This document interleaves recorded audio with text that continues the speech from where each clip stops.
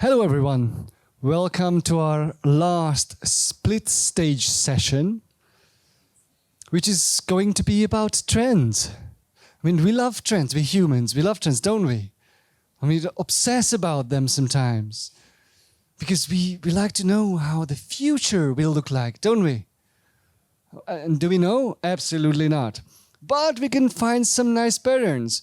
And today and now, our next presenter is going to talk about patterns. She told me that she's the most proud of that she's been working for 27 years planting great leaders into organizations. I think that's something that's huge, because we may not believe that leaders have an outrageous role in leading organizations, but they do. They actually do. But there was another thing I was really astounded about when I was looking after her profile on the internet. Everybody has a profile on the internet. Well, AI and the internet knows everything. So I don't know whether you knew, but Jana holds a PhD in German language and literature. I mean, congratulations. I believe that's not so relevant, no? Yeah, it's not, but it's fascinating. Like, life is fascinating, and the trends you're going to present are fascinating. So okay. Welcome Jana Kupkovičová on stage. Thank you. Thank you. It was great how you pronounced my name, because that's not so easy. So very happy to meet you all here and talk a bit about the broader picture that I bring to this session. As already mentioned, I'm 27 years in the business, work at KornFerry, before at PDI, which was an American global firm, family-owned. Now not anymore at KornFerry, family-owned. And before I started in an international German consulting firm, because maybe of my German PhD, which is very different from I do those 27 years. I'm leading our consulting business in Central and Eastern Europe currently for KornFerry. Have been in many different roles, have a lot of experience that I'm happy to share with you. And I would like also to share, I will not introduce too much KornFerry, we are doing many different things, which is all quite complex. But I mean, what you should know, everything what I will be talking about today comes mainly from 3 surveys or studies or research. One is done with more than 550 HR leaders. The other one is with the world's most admired companies. You probably don't know, but KornFerry partners with the magazine Fortune and does this research since then. And there are some very interesting findings that are very aligned with what I will be talking about, so I will bring them. And the 3rd survey was done with CEOs and executive directors of companies. I think it was about 105. So only that you know where I am taking the data from. And let us start. So you have heard today a lot about what will change in the landscape, what are some of those trends and what's going on in the talent world and what is on the talent agenda of different organizations. I would want also to share how talent and leadership agenda will look like in the new era and in the future. Maybe we should start broader. There is an outlook that we have done based on inputs of CEOs that you can see now.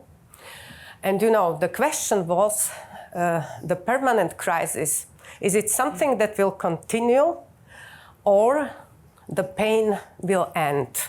So I would be very much interested in your perspective. Where are we? Is it something that will continue or is it something that will stop? Who is for the perma-crisis? I mean the permanent crisis? Okay. Who says it will stop? We have a couple of optimists. By the way, optimism is one of the 4 top traits leaders need to have that we also assess when we place executive leaders into roles. So as you can see, based on this data, CEOs are not so optimistic.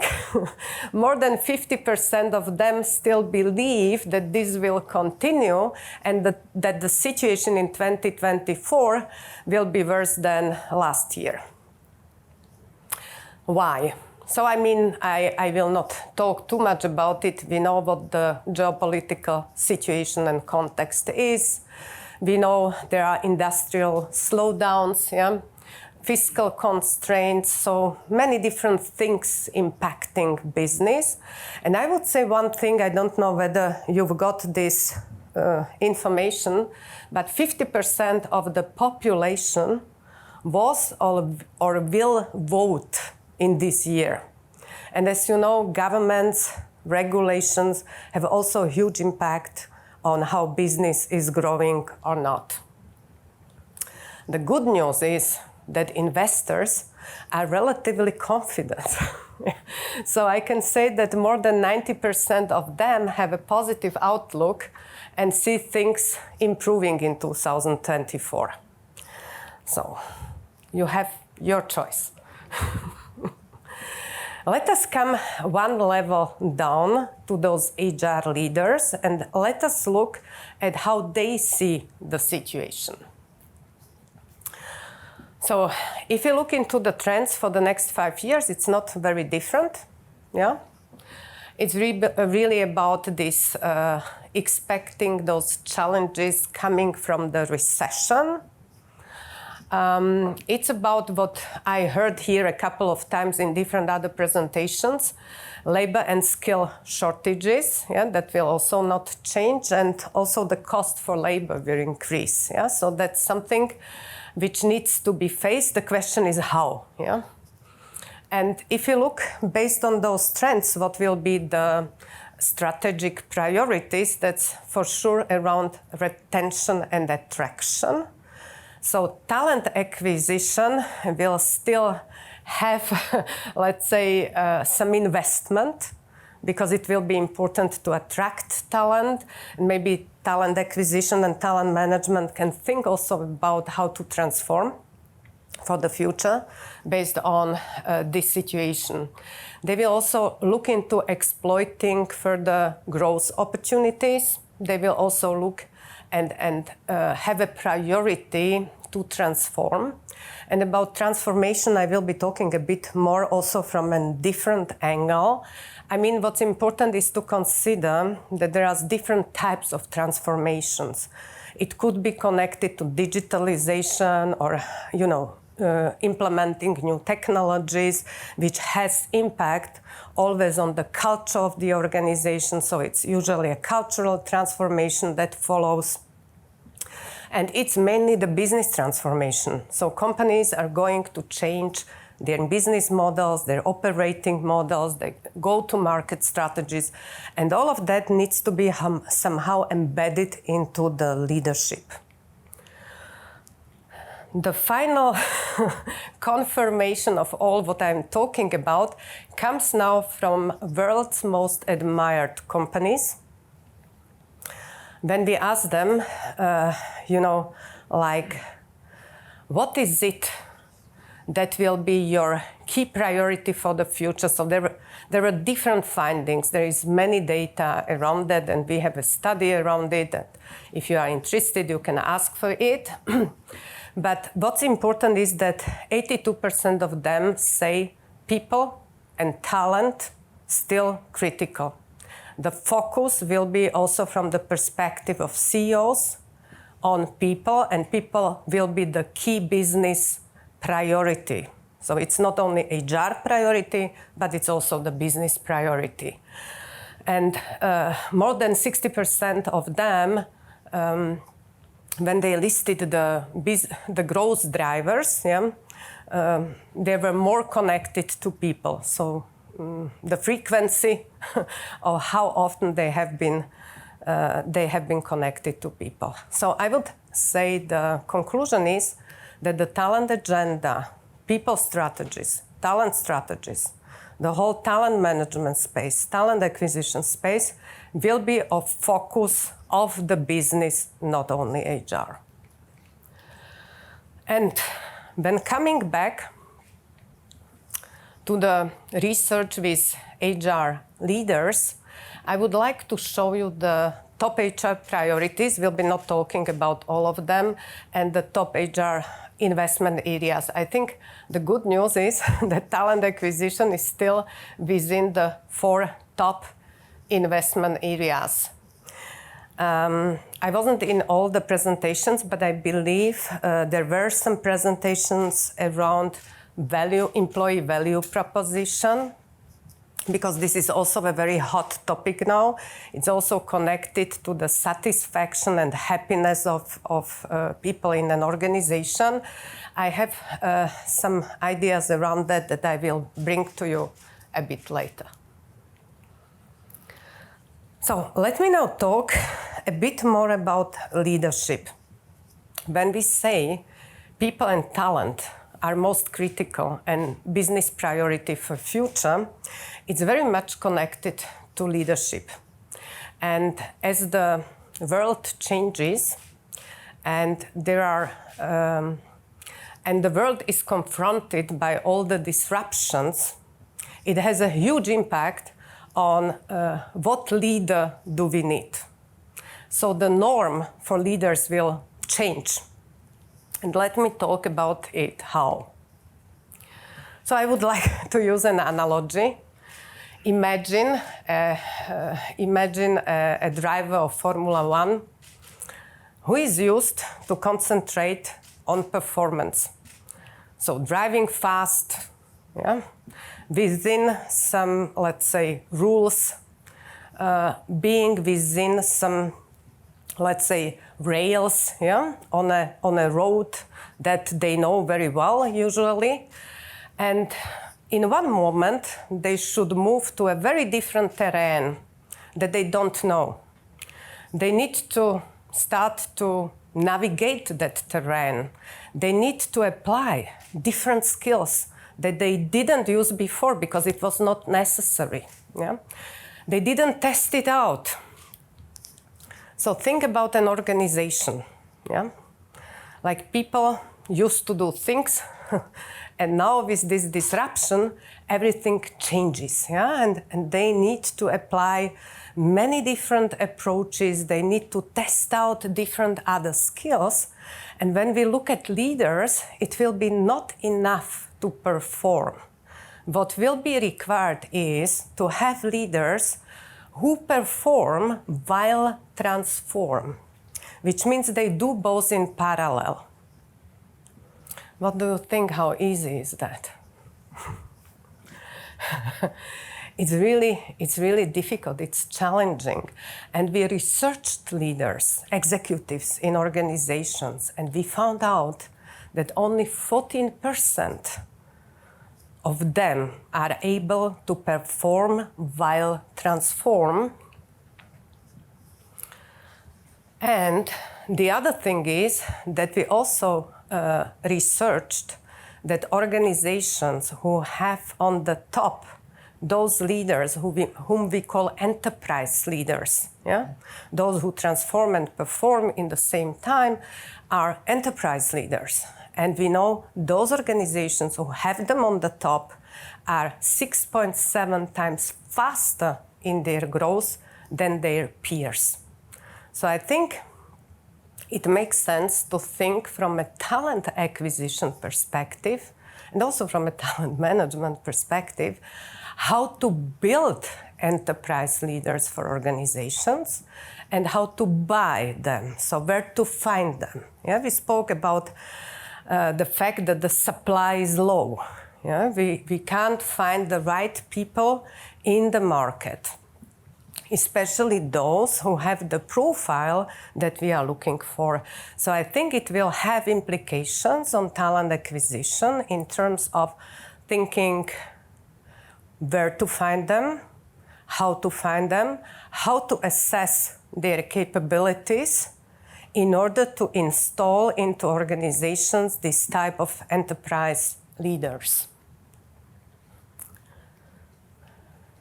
Maybe the other thing that I wanted to tell you about enterprise leaders, it's not only about performing and transforming, it's also about the impact outside of the organization. We spoke about all these influences from outside. So an enterprise leader, while they are performing and transforming, they will need also to shape the environment, the outside world. So there will be also a challenge coming from influencing a broad spectrum of stakeholders. So for that, you again need very special capabilities, and not only that, you need a very special mindset. So I would like to talk about the importance of looking not only at the skill set, which is of course very important, but also looking into the mindset. And mindset is very much connected to who we are, who we are as a personality. And you probably know that personality doesn't change much in time. So how to do that? Personality can be formed, and traits that are not represented can be compensated by some of those skills. However, you will be more successful in building enterprise leaders if they have those predispositions and if they are positioned well with who they are and how they are wired for those enterprise leadership roles.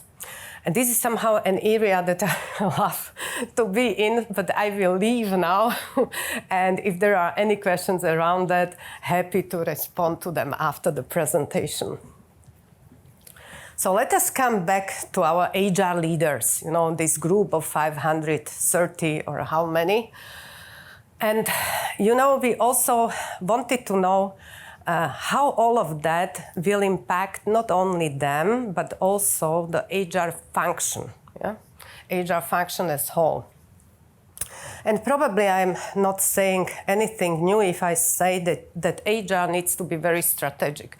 I am 27 years in consulting organizations around leadership and organization.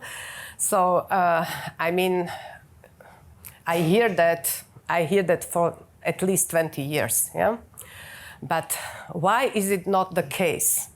So it's really about thinking how to partner more closely to the CEO, because positions that will be hired will be mainly at top level, So it's really about having a good understanding about leaders who can take this mandate for transforming organizations. So the HR will need to continue that journey and needs to be much more strategic. There are some other areas that might be interesting for you, but this is the key I wanted to talk about from a talent acquisition perspective.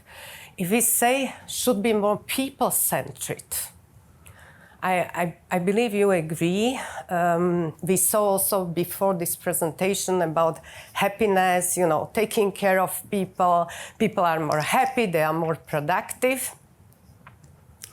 I'm not seeing the correlation here fully, but yes, in some extent for sure.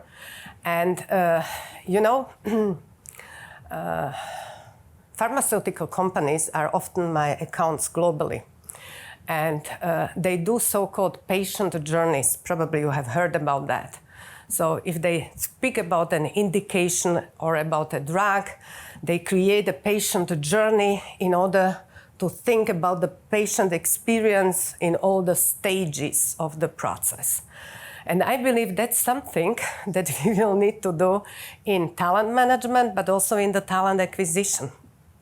Thinking much more about the applicant's experience, about leaders' experience or internal people experience and make really put more effort into this high value personalized work in HR, and the other work could be really replaced by AI, automation. So you can really concentrate on what matters. Yeah?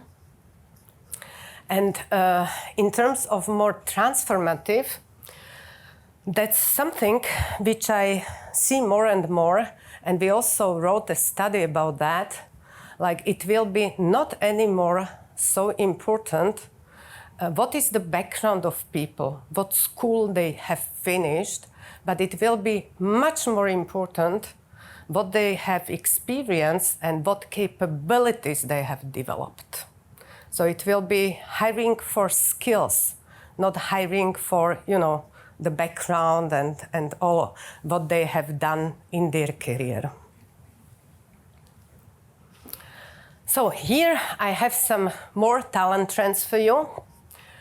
You could even choose then what you consider as most interesting, but I can talk you through. So what are some of the milestones in the trends? I don't know how much you know about the CEO exodus. Who knows? Okay.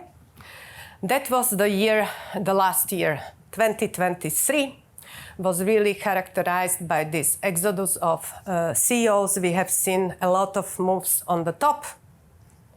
And what do you think why?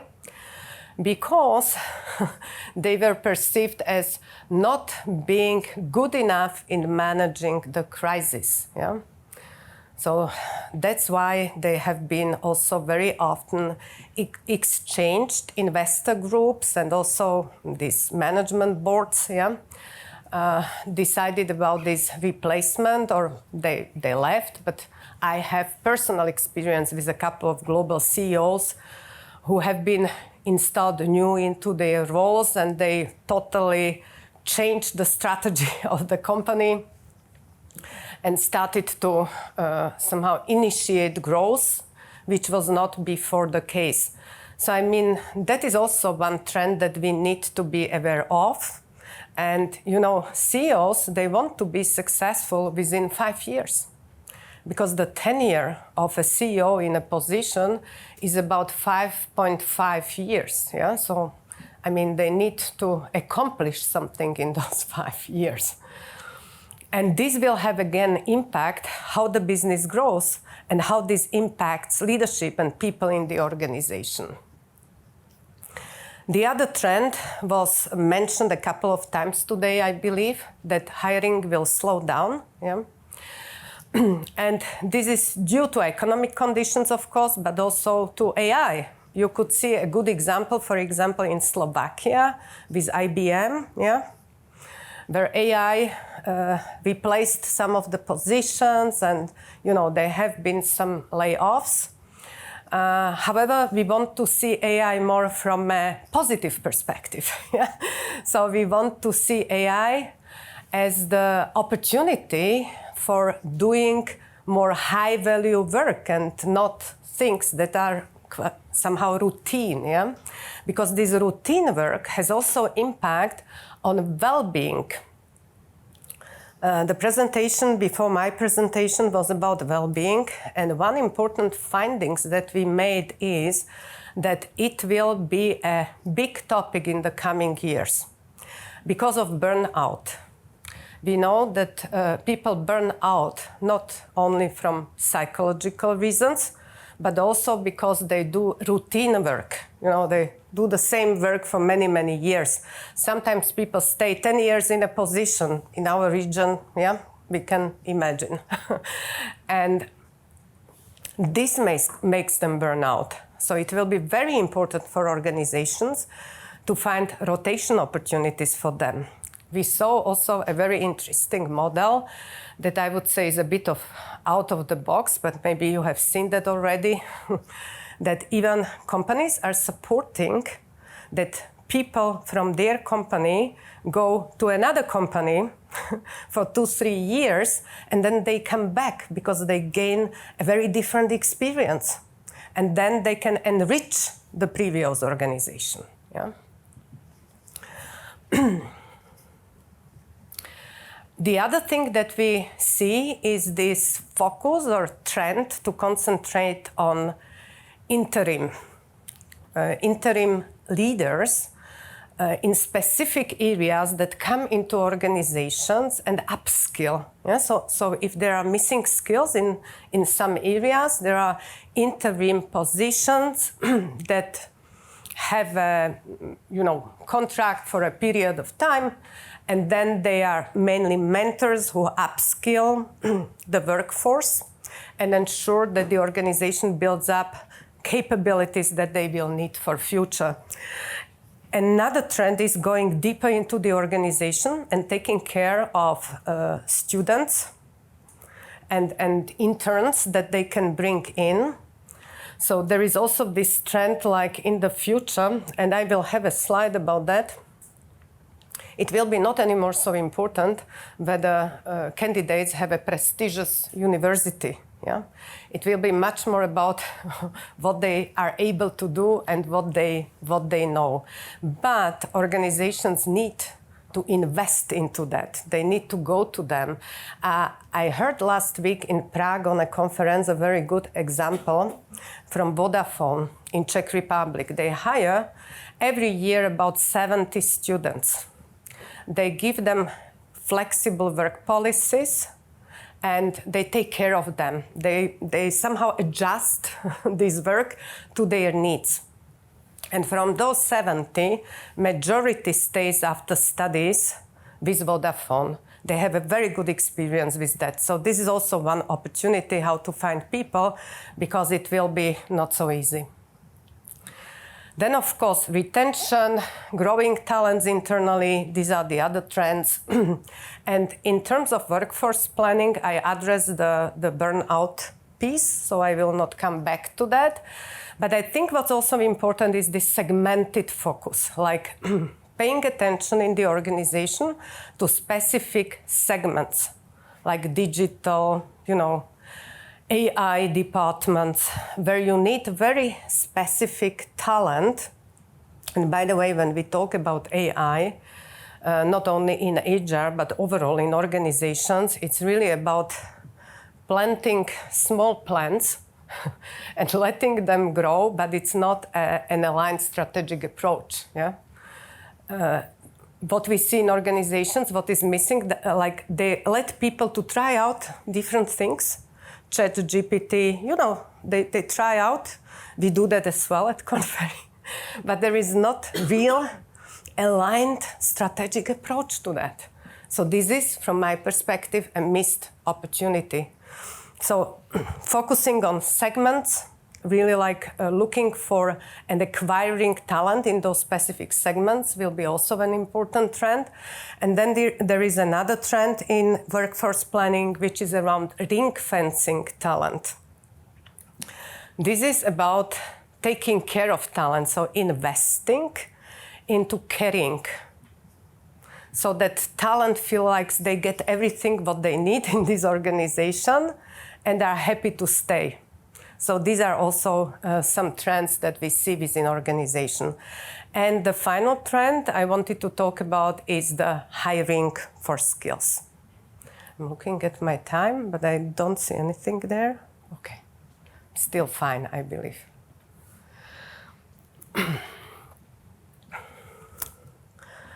I don't want to speak much about AI. I think there are some challenges, there are many opportunities.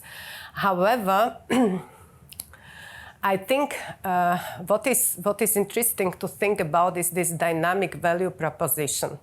Have you heard about that? Dynamic value proposition for employees. It is something that could be really supported by AI.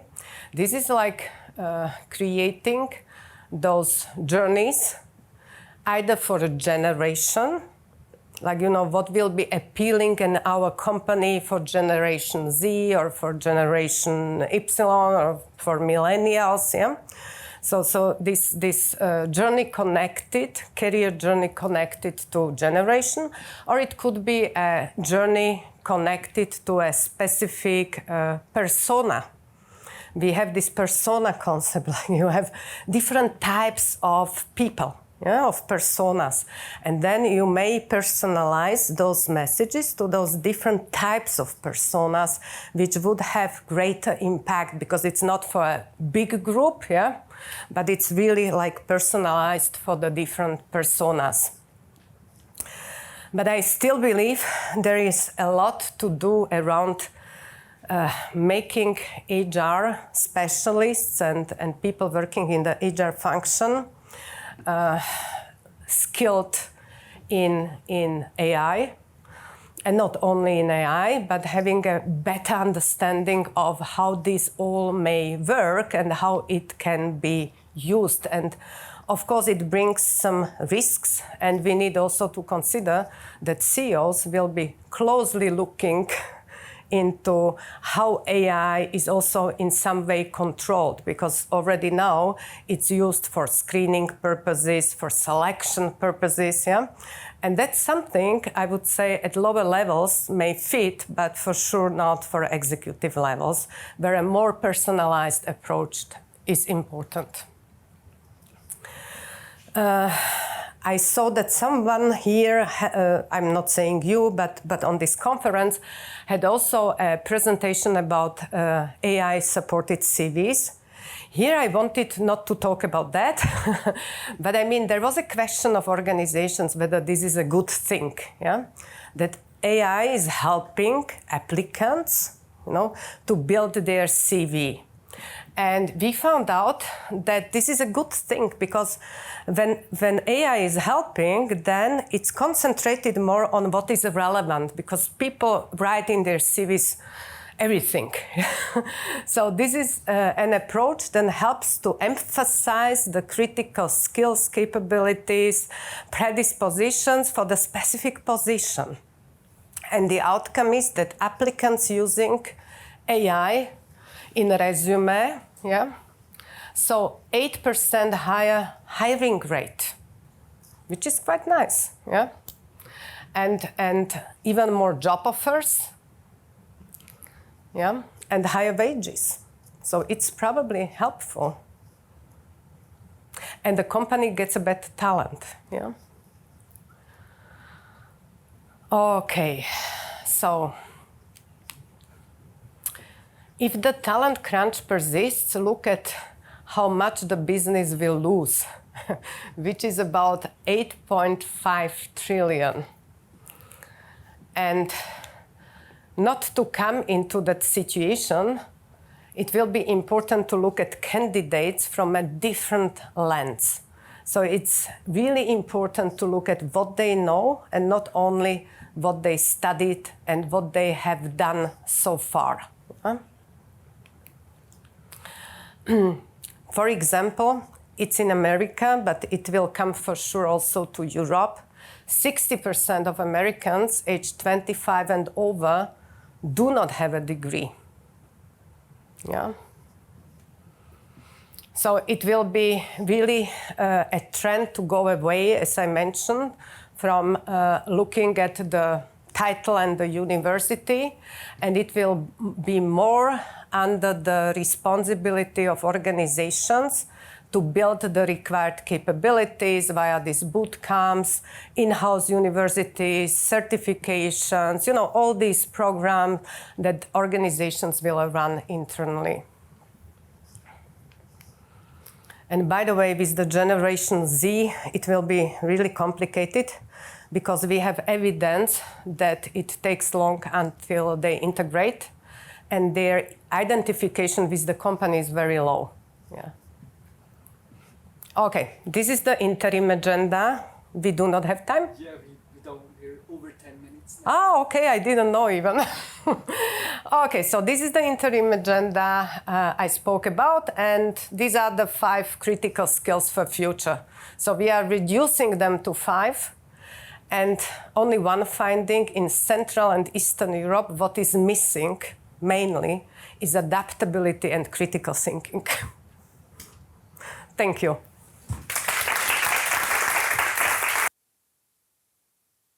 For those 10 minutes. Well done.